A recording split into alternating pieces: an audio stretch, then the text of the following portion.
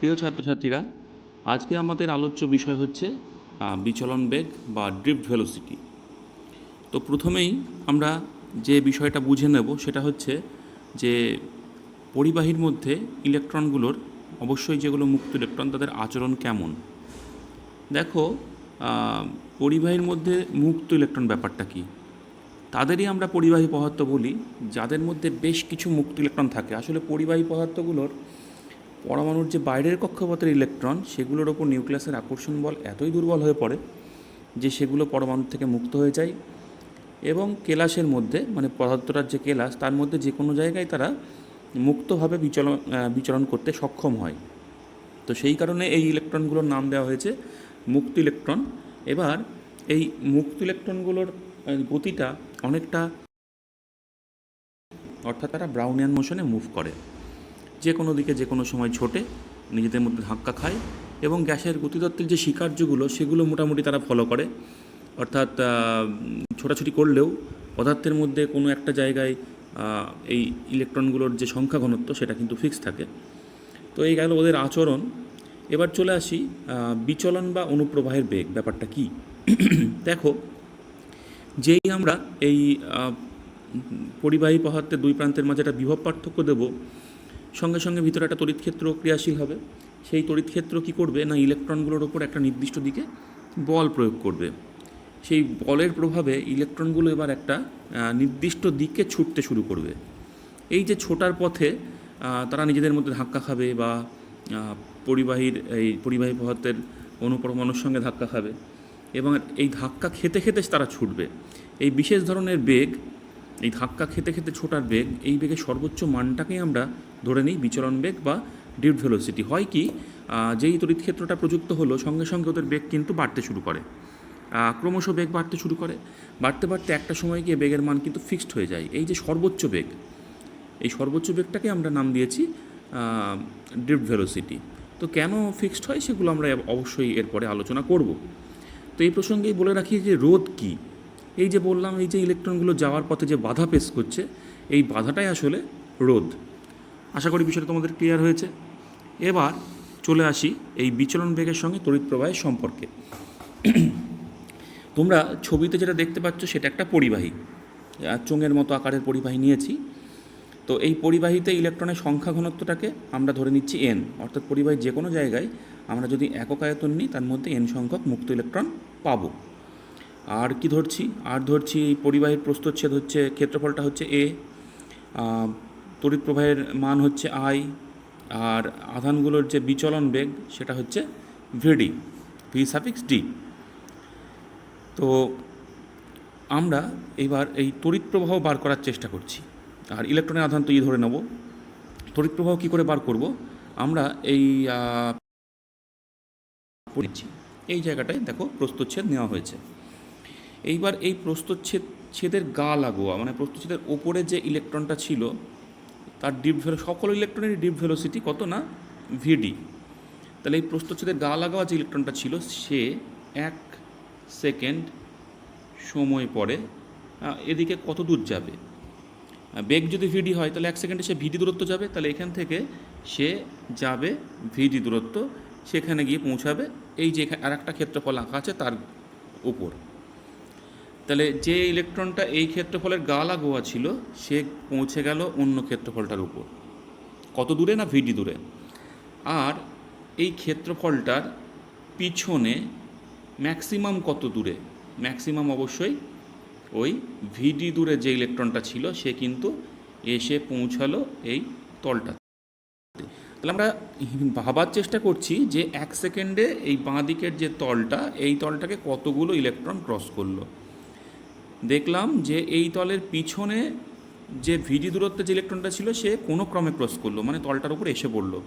আর এই তলে যে ইলেকট্রন ছিল সে ডান দিকের ভিডি দূরত্বে তলে গিয়ে পৌঁছলো। আর পিছন দিকে ভিডি দূরত্বের মাঝামাঝি, এই তলটার পিছন দিকে ভিডি দূরত্বের মাঝামাঝি যে ইলেকট্রনগুলো ছিল তারা এই মাঝের এলাকায়, এইসব মাঝের এলাকায় এসে পৌঁছলো। ইলেকট্রনগুলো বাঁ দিকের তলটাকে ক্রস করলো, তারা অবশ্যই এই বাঁ দিকের তল থেকে ডান দিকের তল এই এলাকায় অবস্থান করছে। তাহলে কত আয়তন জুড়ে অবস্থান করছে সেটা কেমন, সেটা দেখতে এই চোঙটার মতো, এই চোঙের মধ্যে অবস্থান করছে আসলে। এই চোঙের আয়তন কত, এই প্রস্থচ্ছেদটা আমরা ধরেছি এ, আর লেন্থটা দেখতে পাচ্ছি ভিডি। তাহলে আয়তন হয়ে গেল সোজা কথায় এ ইন্টু ভিডি। তাহলে এ ইন্টু ভিডি আয়তন জুড়ে ইলেকট্রনগুলো অবস্থান করছে। এইবার তাহলে ওই আয়তনে কতগুলো ইলেকট্রন অবস্থান করেছে, আয়তনকে সংখ্যা ঘনত্ব দিয়ে গুণ করতে হবে। তাহলে দেখতে পাচ্ছ সংখ্যা ঘনত্ব এ স্মল লেটার এন দিয়ে গুণ করেছে, তাহলে কতগুলো ইলেকট্রন অবস্থান করেছে, এন ইন্টু এ ইন্টু ভিডি সংখ্যক। তাহলে এই ইলেকট্রনগুলোই তো বাঁ দিকের প্রস্থচ্ছেদটাকে ক্রস করে এসছে। তাহলে বাঁ দিকের প্রস্থচ্ছেদকে কতগুলো ইলেকট্রন ক্রস করে এসছে, না এন ইন্টু এ ইন্টু ভিডি। তাহলে কতখানি আধান ক্রস করে এসছে কী করে পাবো, না এই সংখ্যাটাকে ইলেকট্রনের আধান দিয়ে গুণ করে দাও, মানে স্মল লেটার ই দিয়ে গুণ করে দাও। তাহলে যেটুকুন আধান ওই প্রস্থচ্ছেদটাকে ক্রস করে এসছে এক হচ্ছে এন ই এ ভিডি, এন ই এ ভিডি। এবার একক সময়ে যে পরিমাণ আধান ওই ক্ষেত্রফলটাকে অতিক্রম করলো সেটাই তো তড়িৎ প্রবাহের মান। তো সেই কারণে আমরা তড়িৎ প্রবাহ আই সমান কী বলছি, এন ই এ ভিডি, বা ভিডি সমান আই বাই এন ই এ। সমীকরণটা মুখস্থ হবে। এটাই হচ্ছে বিচলন বেগ ও তড়িৎ প্রবাহের মধ্যে সম্পর্ক। মুখস্থ থাকা খুবই সহজ। আমরা এ নিয়ে বি নিয়ে কোনো কথা বলবো না, যা বলবো সরাসরি বলবো, স্পষ্ট বলবো। নিয়ে এ নিয়ে দেখো ভিডি সমান আই বাই এ নিয়ে, তাহলে এইভাবে এই কথাটা মনে রাখলে পারেই এটা অবশ্যই মুখস্থ থাকবে। তাহলে যদি বলে বিচলন বেগের সঙ্গে তড়িৎ প্রবাহের সম্পর্ক, 1 নম্বর সমীকরণ অবধি করে দিলেই চলবে। এখানে আরও কিছু কথা বলেছে, সেগুলো জানার প্রয়োজন আছে। যেমন তড়িৎ প্রবাহ ঘনত্ব বলে নতুন একটা রাশিকে ইন্ট্রোডিউস করেছে, সেটা সমান কি হয়, সেটা সমান হয় তড়িৎ প্রবাহ ডিভাইড বাই প্রস্থচ্ছেদ, মানে আই বাই এ। আর উপরের 1 নম্বর সমীকরণ থেকে আই বাই এ সমান যদি আমরা বার করি তাহলে পাবো এনইভিডি, সেটা তোমরাও বার করে নিতে পারবে। দেখো জে সমান যেহেতু আই বাই এ হলো, তাহলে আই সমান জে ইন্টু এ। আসলে জে তড়িৎ প্রবাহ ঘনত্বটা ভেক্টর রাশি, আবার এ ক্ষেত্রফল একটা ভেক্টর রাশি। তাহলে আই সমান জে ইন্টু এ, ভেক্টর রূপটা আসলে হয় J vector dot A vector. I তো ভেক্টর নাই তোমরা জানো, তাহলে ডট গুণই হবে। তাহলে যদি আমরা ইন্টিগ্রেশনের সাহায্যে সেটাকে প্রকাশ করি তাহলে আই সমান কি, না integration J vector dot D A vector, ক্ষেত্রফলের উপর ইন্টিগ্রেশন। এটা মাথায় রাখতে হবে। তাহলে আশা করি তোমরা সমস্ত সম্পর্কগুলো এক্ষেত্রে ভালো করে বুঝে গেছো। তো আমরা এবার পরবর্তী অংশে যাব। পরবর্তী অংশে চলে আসি যে বিচলন বেগের সাম্য। বিচলন বেগটা সাম্য কী করে লাভ করছে সেটা একটু বুঝে নিই। দেখো একটু আগে আলোচনা করছিলাম যে তড়িৎ ক্ষেত্র কর্তৃক বল প্রযুক্ত হচ্ছে এবং তার ফলে ইলেকট্রনগুলোর বেগ বাড়তে শুরু করছে। তাহলে ইলেকট্রনের ত্বরণ কত সেটা এখান থেকে বুঝে নিই। দেখো এখানে বলেছে যে পরিবাহীটা দৈর্ঘ্য এল ধরে নিয়েছে, আর যে বিভব পার্থক্য প্রয়োগ করেছি সেটা ভি। তাহলে পরিবাহীর মধ্যে যে তড়িৎ ক্ষেত্র প্রাবল্য উৎপন্ন হলো, তড়িৎ ক্ষেত্র প্রাবল্য সমান সুষম তড়িৎ ক্ষেত্র প্রাবল্য হলে পরে আমরা সেটা সমান কী লিখতে পারি, বিভব পার্থক্য বাই দূরত্ব। তাহলে এই সমান ভি বাই এল। চিহ্ন নিয়ে ভাবা হচ্ছে না, শুধু মান নিয়ে ভাবা হচ্ছে। তাহলে ইলেকট্রনগুলোর ওপর কতটা বল প্রয়োগ হলো, বল সমান আধান ইন্টু ক্ষেত্র প্রাবল্য। তাহলে ইলেকট্রনের আধানকে আমরা ই ধরেছি, সেই জন্য বল হচ্ছে স্মল লেটার ই ইন্টু ক্যাপিটাল ই। সেটা সমান আবার ই ভি বাই এল লিখতে পারি। তাহলে ত্বরণ কত, বলকে ভর দিয়ে ভাগ করলে ত্বরণ পাওয়া যায়। তাহলে এই যে বলটা কার ওপর প্রয়োগ হচ্ছে, ইলেকট্রনের ওপর, তাহলে এটাকে ভাগ দেবো ইলেকট্রনের ভর দিয়ে, তো তাহলে আমরা ত্বরণ পেয়ে যাব। তাহলে ত্বরণ হচ্ছে E V by M L. তাহলে আশা করি ইলেকট্রনগুলোর ত্বরণের ব্যাপারটা বুঝলে। তাহলে এই ত্বরণ যদি থাকে তাহলে ইলেকট্রনগুলোর গতি তো ক্রমশ বাড়তেই থাকবে। তাহলে গতির তো কোনো ঊর্ধ্বসীমা থাকার কথা নয়, কিন্তু গতির অবশ্যই একটা ঊর্ধ্বসীমা আছে। তার কারণটা কি, তার কারণ হচ্ছে ওই যে বাধা।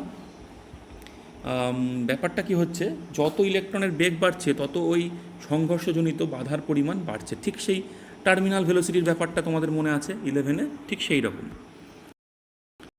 বাধা বাড়ছে কেন, না সংঘর্ষ বেড়ে যাচ্ছে। তো সেই কারণে তোমার বাধা বল যেটা, সেটা অবশ্যই বেগের সঙ্গে সমানুপাতিক। তাহলে বাধা বল সমানুপাতিক বেগ, ধরলাম সেটা ভি, তাহলে বাধা বল সমানুপাতিক ভি। তাহলে বাধা বল সমান একটা ধ্রুবক ইন্টু ভি, সেই ধ্রুবকটা যদি কে ধরি তাহলে বাধা বল সমান হচ্ছে কে ইন্টু ভি। তাহলে ইলেকট্রনগুলোর উপর যে বলটা কাজ করছে সেটা ফিক্সড, স্মল লেটার ই ইন্টু ক্যাপিটাল ই। এবার সেই বলের দরুন যত ভেলোসিটি বাড়ছে তত বাধা বল বাড়ছে। এরাম করতে করতে যখন ড্রিফট ভেলোসিটিতে পৌঁছে গেল তখন বাধা বল কী হবে, কে ইন্টু ভি সাফিক্স ডি। এবং এই বাধা বলটা হচ্ছে কি, ওই তড়িৎ ক্ষেত্র কর্তৃক প্রযুক্ত বলের সঙ্গে সমান, ফলে মোট বল শূন্য হয়ে যাচ্ছে এবং ওরা ত্বরণ থাকছে না, ফলে ওর বেগ আর বাড়ছে না। তাহলে সেক্ষেত্রে আমরা লিখতে পাচ্ছি E into capital E is equal to বাধা বলের সর্বোচ্চ মান কে ইন্টু ভিডি। ভিডি হচ্ছে ড্রিফট ভেলোসিটি। তাহলে সেখান থেকে ভিডি সমান কী পেলাম? E by K into capital E. এই ই বাই কে আমরা মিউ লিখি, তাহলে ভিডি সমান মিউ ই। মিউকে বলা হয় মুক্ত ইলেকট্রনের সচলতা বা মোবিলিটি। এই 3 নম্বর সমীকরণ ভিডি সমান মিউ ই, সেখান থেকে আমরা কিন্তু মোবিলিটির সংজ্ঞাটা দিয়ে দিতে পারি। কেমন না, ইটাকে 1 করে দাও, তাহলে মিউ সমান ভিডি, অর্থাৎ একক তড়িৎ ক্ষেত্র প্রয়োগ করলে যে পরিমাণ বিচরণ বেগ লাভ করছে। ধাতব পরিবাহীর অভ্যন্তরে একক সুষম তড়িৎ ক্ষেত্র প্রযুক্ত হলে মুক্ত ইলেকট্রনগুলি যে স্থির বিচরণ বেগ লাভ করে তাকেই মুক্ত ইলেকট্রনের সচলতা বলা হয়। আবার 3 নম্বর সমীকরণ থেকে সচলতার একক মাত্রা সব বার করা যাবে। কেমন? মিউ সমান ভিডি বাই ই। ভি এর একক হবে বেগের একক, আর ই তো তড়িৎ ক্ষেত্র প্রাবল্যের একক। বসিয়ে দিলেই একক পেয়ে যাবে, মাত্রা বসিয়ে দিলে মাত্রা পেয়ে যাবে। বইয়ে কিন্তু এককটা করা আছে, তোমরা দেখে নিতে পারো। শেষ বিষয়টায় চলে আসছি। মুক্ত ইলেকট্রনের এই যে বিচলন বেগ, তার সাহায্যে ওহমের সূত্র নির্ণয় করা হয়েছে এখানে। তো আমরা কিছু তথ্য জানি, সেগুলো প্রথমে অ্যাপ্লাই করছি। প্রথম তথ্য কি? না, বিচলন বেগ সমান আমরা জানি ভিডি সমান আই বাই এন ই। এটা লিখে দেবো আমরা জানি বলে। আর কি জানি? একটু আগে কিছু সমীকরণ শিখলাম, সেখান থেকে পেয়েছি ভিডি সমান ই ই বাই কে, মানে মিউ ই পেয়েছিলাম, মিউ মানে তো ই বাই কে, তাহলে ই বাই কে। আবার ওই ই সমান ভি বাই এল শিখেছি, তাহলে ই ভি বাই কে এল। তাহলে ভিডি সমান ই ভি বাই কে এল। ভিটা হচ্ছে বিভব পার্থক্য। এটা কোত্থেকে পেলাম? জাস্ট আগের পেজটা যেটা দেখালাম তোমাদের, সেখানেই পেয়ে যাবে। তাহলে আমরা দুটো সমীকরণ পেলাম, ভিডি সমান আই বাই এ নিয়ে, আর একটা পেলাম ভিডি সমান ই ভি বাই কে এল। তুলনা করলে পাচ্ছি ই ভি বাই কে এল সমান আই বাই এ নিয়ে। সেখান থেকে ভি সমান কি পাচ্ছি? K by N square L by A into I.